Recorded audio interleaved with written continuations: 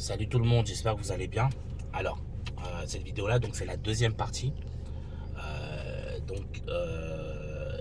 Ouais, c'est la deuxième partie où je vais vous montrer en fait toutes les bêtises que vous avez l'habitude de faire en leçon de conduite, d'accord, avec vos moniteurs, et surtout en examen, d'accord. Le plus important, c'est surtout de ne plus le faire en examen. Donc après, si on peut faire en sorte que vous ne fassiez plus en leçon de conduite, tant mieux, hein, c'est bénef. Mais surtout, ne plus le faire en examen du permis de conduire pour éviter d'être éliminé. D'accord. Donc comme je dis, ça c'est la deuxième partie. Donc si c'est celle-là que vous regardez, n'hésitez pas à regarder la première partie que j'ai fait juste avant. Alors, donc là, on en est à... donc quand vous vous faites coller par les autres voitures. D'accord. Ce que vous faites souvent, quand on est arrêté à un feu rouge, je vais vous montrer, tiens-moi on filme devant, je vais la montrer avec le poids lourd. Voilà. Donc là, on part du principe que, voilà, vous êtes là. D'accord. Voilà, donc là on a une bonne distance de sécurité du poids lourd. Là on part du principe qu'on est arrêté au feu. D'accord. On a arrêté un feu rouge, on attend que le feu passe au vert. D'accord. Donc là je suis posé tranquille. Et il y a un véhicule derrière moi qui me colle. Et vous, souvent, bon, pareil, hein, comme je vous ai dit, là on simule, d'accord. Là il n'y a pas de voiture, mais on simule qu'il y a une voiture qui nous colle derrière. De toute façon, c'est ce qui va arriver tout le temps pendant votre formation au permis de conduire. Alors, ça, soyez pas étonnés, vous allez y avoir droit, croyez-moi. Donc, on se fait coller. Le problème, c'est que vous, comme ça vous stresse de vous faire coller par les voitures, vous savez ce que vous faites? Et c'est une grave erreur. Là, par exemple, je suis à une bonne distance. Mais qu'est-ce que vous faites? Vous vous dites, pour m'éloigner de la voiture qui est derrière moi, je vais m'avancer de celle-là. Ok, mais regardez là, ma distance sécurité, comment elle est plus bonne. Voilà, là, je suis trop rapproché. Et la voiture derrière moi me colle toujours. D'accord? Donc, quand une voiture vous colle, là je vous parle qu'on est à l'arrêt, hein, pas quand on est en circulation. On est à l'arrêt, un feu rouge ou un stop, souvent c'est au feu rouge. On est arrêté au feu rouge, voilà, on attend que le feu passe au vert. D'accord. Le gars derrière nous colle, vous, qu'est-ce que vous dites? Pour éviter qu'il me colle, je vais m'avancer. Mais le problème, c'est que vous, qui aviez de base une bonne distance de sécurité, vous vous retrouvez en galère parce que votre distance de sécurité n'est plus bonne. Et moi, ben là, je suis obligé de vous engueuler. Vous dire, mais regarde, t'as voulu t'éloigner de l'autre, t'as bouffé ta distance de sécurité. Là, avec ça, tu peux être éliminé parce que tu es trop proche de la voiture ou du camion. Là, en l'occurrence, c'est un camion, mais ça peut très bien être une voiture. D'accord? Donc, quand vous êtes arrêté à un feu rouge, que la personne derrière vous vous colle, vous n'en avez rien à faire. Ne bougez pas votre voiture. Parce que souvent, vous bougez la voiture et vous vous retrouvez à manger votre propre distance de sécurité qui, de base, était bonne. Vous la mangez et vous vous retrouvez trop près de la voiture et du coup, vous vous retrouvez en galère. Et moi, je suis obligé de vous freiner et de vous engueuler et de vous dire que vous êtes éliminé. D'accord? Donc ça, il faut arrêter de le faire. Je me fais coller par une voiture, je m'en fous, je ne bouge pas. Comme je vous ai dit, de toute façon, ça va être tout le temps le cas. Vous allez voir, quand vous allez apprendre à conduire, ça va être tout le temps la même bêtise, les mêmes problèmes avec les autres voitures, ils nous collent tout le temps. C'est incroyable, mais ça arrivera toujours. Donc, ne faites pas la même bêtise que les autres parce que eux, n'oubliez pas, eux, ils ont leur permis. Vous, non. D'accord? Donc, il est hors de question que vous ratiez votre permis à cause des autres derrière qui ne sont pas capables de respecter le code de la route correctement. D'accord?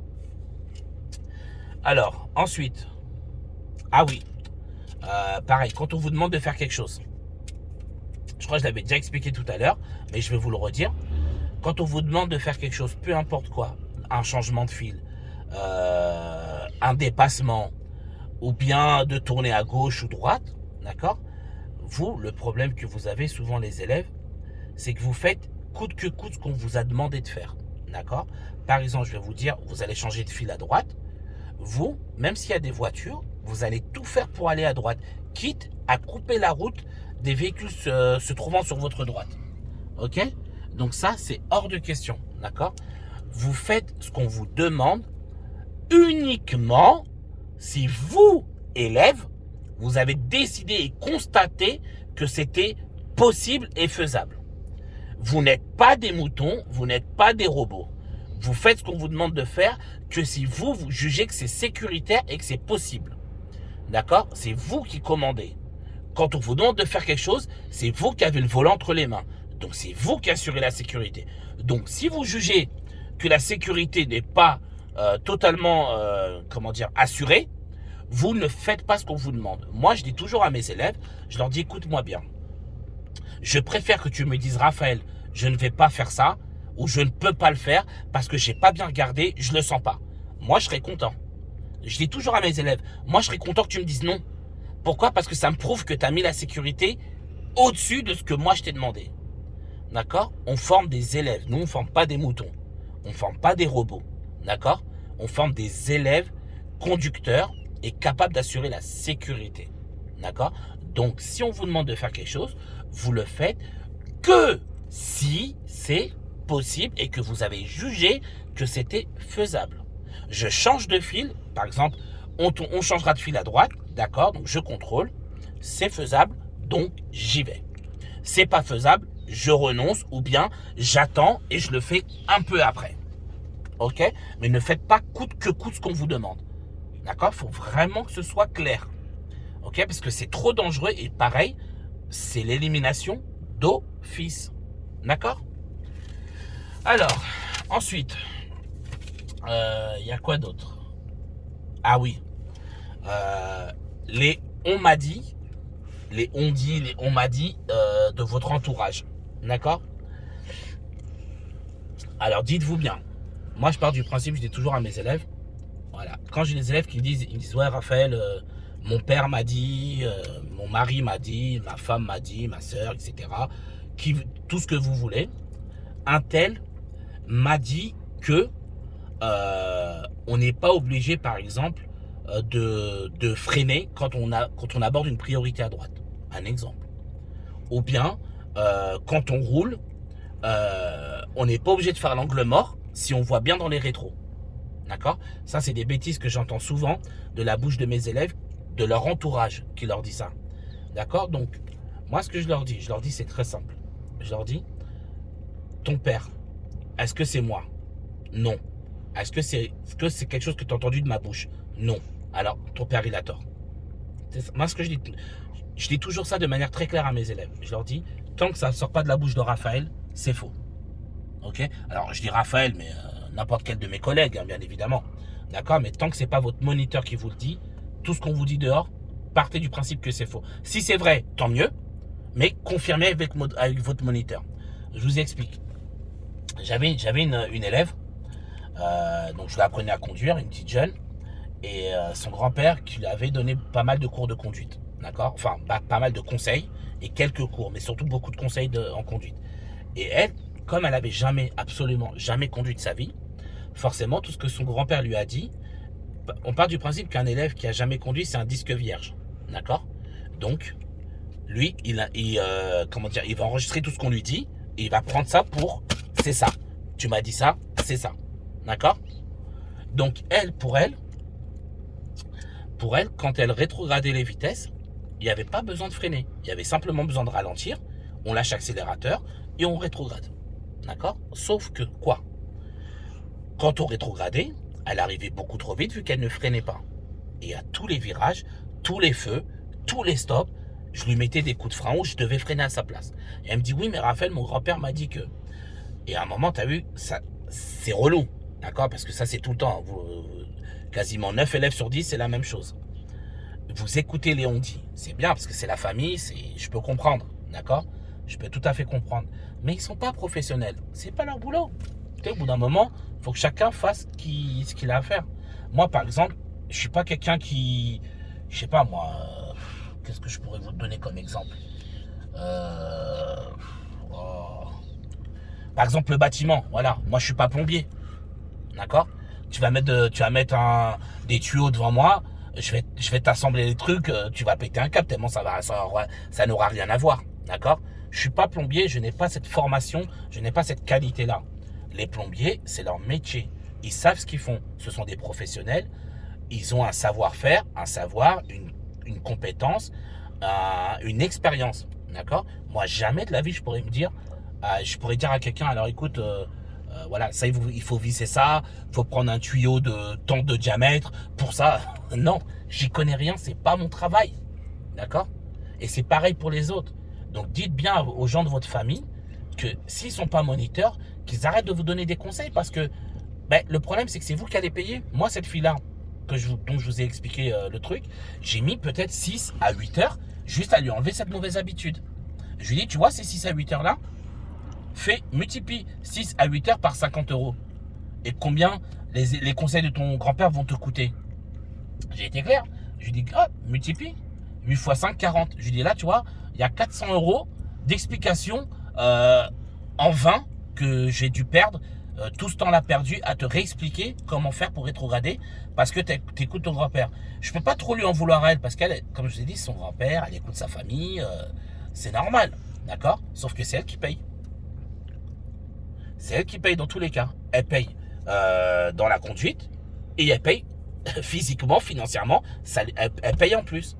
Je lui dis, tu lui dis qu'il arrête. Je lui dis parce que là on perd du temps et franchement c'est chiant parce qu'en fait on perd du temps et moi j'aime pas prendre l'argent des gens gratuitement comme ça. Là je lui dis clairement, je lui dis là je suis en train de te manger ton argent et là je t'apprends rien. Je ne fais que gommer les mauvaises erreurs. Là c'est toi qui es la perdante. D'accord? Et à un moment, pour bien comprendre, tu vois, je parle d'argent pour que les gens se disent, ouais, là, je vais payer plus alors que je me trompe. D'accord? Donc, c'est important. N'écoutez pas les on-dit si vous ne voulez pas faire des heures supplémentaires inutilement pour rien. D'accord? Donc, voilà. N'écoutez que ce que votre moniteur vous dit. D'accord? Croyez-moi, ça ira beaucoup plus vite et vous ne ferez pas d'heures supplémentaires inutilement. Alors, pareil, un autre détail qui revient très souvent, comment on appelle? Il est loin. Voilà, il est loin, j'ai le temps. D'accord? Ça, il faut arrêter. D'accord? Il faut arrêter parce que vous n'avez aucune notion de il est loin, j'ai le temps. Qu'est-ce que ça veut dire? Loin, c'est quoi? C'est combien de mètres? D'accord? Ça veut dire quoi? Vous avez un compas dans l'œil? D'accord? Personne n'est capable de savoir. En fait, pas personne n'est capable de savoir. On n'a pas tous la même notion de loin. Moi, par exemple, loin, pour toi qui me regarde, pour toi, ça va être très près. On est tous différents. On ne peut pas se baser sur quelque chose qui n'est pas clair et qui n'est pas clair. Donc, moi, ce que je dis à mes élèves, je leur dis, respectez scrupuleusement le code de la route. Si le code de la route vous dit priorité à gauche ou à droite, ne dites pas il est loin. Arrêtez-vous, respectez la priorité. Là, au moins, de cette manière-là, vous êtes sûr et certain de ne pas vous faire éliminer. Mais arrêtez absolument avec les « ouais, il est loin, j'ai le temps, etc. » C'est faux. D'accord? C'est faux parce que dans tous les cas, vous allez vous manger un coup de frein ou vous faire éliminer parce que vous aurez jugé qu'il était loin, alors que loin, ça ne veut rien dire. Loin, c'est ce qu'on appelle quelque chose d'équivoque. D'accord? C'est pas clair, ça ne veut rien dire. Loin ou il est près, ça ne veut rien dire. Respectez le code. Il y a quelqu'un à droite, il y a quelqu'un à gauche, je m'arrête, je laisse passer. Basta. Ensuite, un autre point qui concerne les inspecteurs. Alors, dis-moi juste, on a combien de temps là? On est à 13 minutes 20. Ok. Un autre truc qui concerne les inspecteurs. Surtout les élèves. Alors, il faut absolument les élèves que vous arrêtiez de croire que les inspecteurs sont naïfs. D'accord? Et surtout que vous les preniez pour des gens bêtes. Ok? Pour éviter d'être vulgaire. D'accord? Parce que vous avez trop tendance à me dire quoi?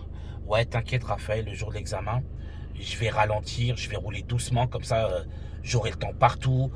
T'inquiète pas, je vais, entre guillemets, je vais la lui mettre à l'envers à l'inspecteur. Arrêtez. Arrêtez, franchement, c'est bête. C'est faux. N'oubliez pas qu'un inspecteur, d'accord, c'est quelqu'un qui a fait un concours. D'accord? C'est un concours. Ça veut dire que déjà, quand tu veux être inspecteur, tout le monde ne sera pas inspecteur. Il faut savoir. Ça veut dire que les inspecteurs qui sont sélectionnés, ce sont les meilleurs de leur promo. Ok? On ne sélectionne pas les plus mauvais, forcément. D'accord? Vu que c'est un concours. Donc, c'est pas tout le monde qui peut être inspecteur. Déjà, il faut savoir ça. Donc, déjà, il faut déjà avoir un certain niveau, de certaines compétences solides pour pouvoir être amené à être inspecteur. Donc, quand vous pensez que vous, élève, avec le peu d'expérience que vous avez, vous allez faire croire à un inspecteur, par exemple, quand vous faites des contrôles tellement rapides, où vous en faites 4-5, histoire de lui dire « ouais, j'ai regardé », alors qu'on sait très bien que vous n'avez rien regardé, vous n'avez pas analysé, ou bien que vous faites semblant de rouler doucement par précaution, il va pas, comme ça je suis sûr de ne pas prendre de risque, c'est mort. D'accord? Je vous le répète encore une fois clairement, les inspecteurs, ce ne sont pas des enfants, on ne va pas leur faire gober n'importe quoi, ils ne sont pas naïfs, d'accord? Donc, respectez-les un peu, respectez leur intelligence et arrêtez de croire que vous allez réussir à la leur faire à l'envers. Moi, mes élèves, personnellement, je les programme tout de suite sur ça. Mais après, il y en a beaucoup qui se disent oui, qui pensent de la même manière. Non, comme je vous le répète, ce sont des professionnels.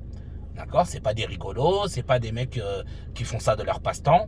C'est un boulot, ce sont des professionnels. D'accord? Donc, contentez-vous de respecter le code de la route scrupuleusement. Si l'inspecteur décide de vous donner le permis, c'est parce que vous le méritez et parce que vous avez une conduite sécuritaire et prudente. D'accord? Il ne va pas vous donner le permis parce que vous avez des beaux yeux. Hein. D'accord? Donc arrêtez. Arrêtez ça. Je ne sais pas ce que vous avez en tête quand vous venez me dire ça, mais c'est n'importe quoi.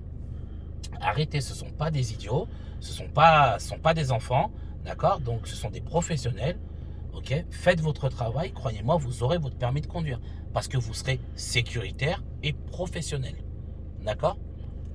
Rien d'autre, n'essayez pas de leur faire gober n'importe quoi, de croire qu'ils vont tomber dans le panneau dans vos petits stratagèmes, c'est faux, c'est faux. Et des fois j'en parle avec les inspecteurs, ils me disent, mais... à quoi ils jouent les élèves? Ils croient vraiment qu'on va pas se rendre compte? Qu'ils font semblant de regarder alors qu'on sait très bien qu'ils regardent rien du tout? Arrêtez les gars, ce sont des professionnels, je vous le répète, d'accord? Ensuite, l'un des derniers points, vos excès de prudence. Alors, vos excès de prudence, ça c'est pareil, les excès de prudence, il faut arrêter. Comme ce que je vous disais là, je vais rouler doucement le jour de l'examen. Comme ça, l'inspecteur, je ne vais pas prendre de risques et je vais la lui faire à l'envers et autres. Vos excès de prudence, il faut arrêter. D'accord? Par exemple, vous avez une belle visibilité, c'est limité à 50, et vous mettez à rouler à 30. D'accord? Ça, c'est mort. Tant que c'est faisable, tant qu'on a une belle visibilité, vous devez montrer à l'inspecteur que vous êtes capable de rouler aussi vite que les autres. D'accord? Ça, c'est clair et net. D'accord? Donc, arrêtez vos excès de prudence, vous roulez lentement partout. Oui, on ne sait jamais, on ne sait jamais. Vous, malheureusement, les élèves, vous avez trop le on ne sait jamais facile. Ok? Non, arrêtez avec ça. Tant que je peux rouler au maximum, je roule au maximum. Ok? Voilà. Ne freinez pas plus que ce qu'il y a besoin. Pareil sur l'autoroute, c'est limité à 90. Ah ben par prudence, je vais rouler à 70. Non, non. Tu dois montrer à l'inspecteur que tu es capable de monter au maximum autorisé comme les autres. Je vous le répète, vous êtes censé montrer à l'inspecteur le meilleur de vous-même. D'accord? Donc si vous montrez la conduite d'un élève ou d'une élève, peu importe qui vous êtes, d'un élève ou d'une élève qui roule très lentement tout le temps pour rien, l'inspecteur va vous le dire une fois, deux fois, trois fois. Je ne suis même pas sûr qu'il va avoir la patience d'attendre 3 fois. Et il va vous dire non, vous êtes trop lent, vous êtes dangereux. Vous n'êtes pas capable d'assurer la sécurité parce que vous êtes trop lent, vous gênez les gens. Vous êtes une gêne pour les autres. D'accord? Donc, vos excès de prudence, il faut arrêter. Que vous soyez prudent, que vous ayez peur, je le dis, je le répète, c'est normal. Vous êtes des élèves, vous êtes là pour apprendre. On est d'accord. Mais quand vous ralentissez à tort et à travers, partout, tout le temps, ça se ressent. D'accord? Que ce soit moi qui suis votre moniteur ou que l'inspecteur, on est tous les deux des professionnels. On va le voir tout de suite. D'accord? Et on va vous dire, c'est pas bon. Votre conduite, elle n'est pas adaptée à la sécurité et à la route avec les autres. On n'est pas tout seul sur la route. On ne doit pas se permettre de gêner les gens pour rien. Bien sûr, s'il y a une situation qui fait que vous devez ralentir, par exemple, c'est un peu bouché où il y a beaucoup d'enfants, c'est limité à 50, mais vous roulez à 30 par précaution, oui. D'accord? Voilà, oui. Mais sinon, vous ne faites plus ça. Vous roulez au maximum tant que c'est possible. J'insiste bien sur le mot tant que cela est possible. Ok? Et dernier petit détail, dernier petit conseil que je peux vous donner, après ça dépend de chacun, mais si possible, essayez de ne pas conduire après une journée de travail. D'accord? Parce que souvent, après une journée de travail, voilà, vous avez subi toute la journée de travail, vous avez pris les transports aller, les transports retour. Vous êtes fatigué comme jamais. D'accord? Moi, ce que je conseille toujours à mes élèves, je leur dis, si tu peux essayer, j'ai dit bien essayer parce que On sait très bien que voilà, on a tous besoin de travailler. Hein, voilà, on a des responsabilités, que ce soit familiales ou professionnelles. Ça, j'en suis conscient. D'accord? Mais tant que vous pouvez, essayez de ne pas prendre des heures de conduite après la journée de travail. Moi, je me rappelle une fois, j'avais une élève, elle était venue conduire, elle avait très peu dormi. Elle était exténuée. On avait 2 heures. Et au bout d'une heure, déjà même bien avant, c'était une catastrophe. Je l'ai regardé, je lui ai dit, écoute, franchement, ça sert à rien de conduire. T'es complètement fatigué, t'es absolument pas là. Et elle était hyper dangereuse.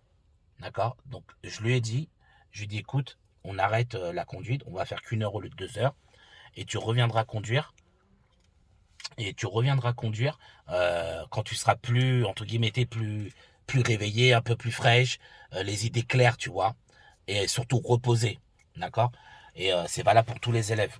Si vous avez la possibilité, je dis bien, si vous avez la possibilité, évitez de conduire après le travail parce que vous êtes trop fatigué et vous n'aurez pas la force d'être concentré pour conduire. D'accord? Et dernier petit point, quand vous conduisez, alors ça c'est quelque chose à voir avec votre auto-école bien évidemment, mais essayez de conduire de manière régulière. 2 à peut-être 3 fois par semaine, c'est très bien. Mais ne conduire qu'une seule fois par semaine, malheureusement, vous allez apprendre quelque chose et au bout d'une semaine, vous allez oublier ce que vous avez appris. D'accord?